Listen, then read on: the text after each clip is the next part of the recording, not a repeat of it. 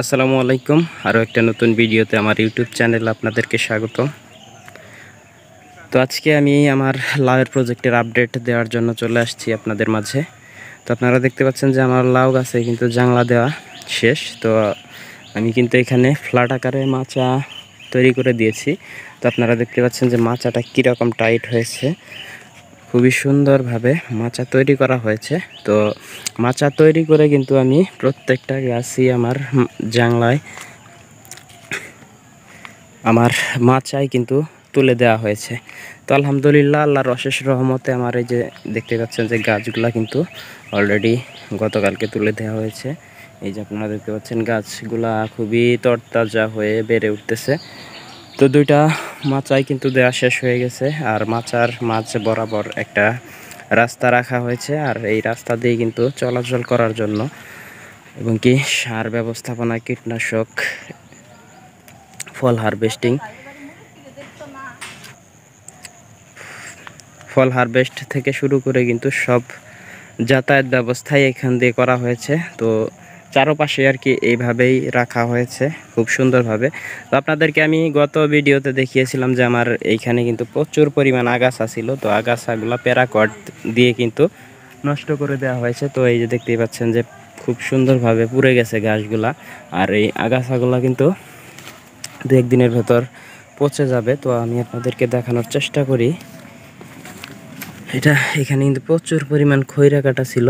তো দেখতেই পাচ্ছেন যে গাছগুলোর অবস্থা একদম নাজেহাল অবস্থা হয়ে গেছে।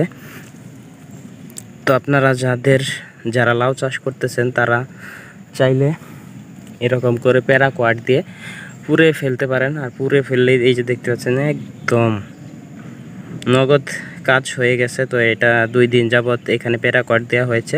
তো 2 দিনের মাথায় কিন্তু এখানে খুব ভালো কাজ করেছে। এক কথায় অসাধারণ একটা টেকনিক।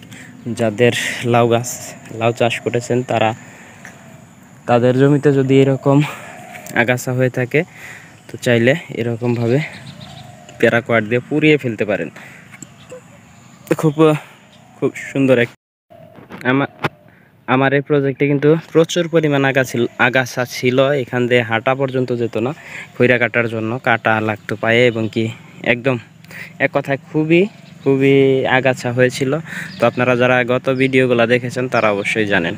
তো আপনারা দেখতে পাচ্ছেন যে আমি গাছের গোড়াগুলা খুব ভালোভাবে সাফ করে তারপরে আস্তে আস্তে কিন্তু এখানে প্যারাকোয়াট দিয়ে সবগুলা জ্বালিয়ে দেওয়া হয়েছে। তো যাই হোক, আপনারা ইতিমধ্যেই দেখতে পাচ্ছেন যে আমার গাছের অবস্থা খুব সুন্দর। তো পরবর্তী আপডেট দেওয়ার চেষ্টা করব ইনশাল্লাহ।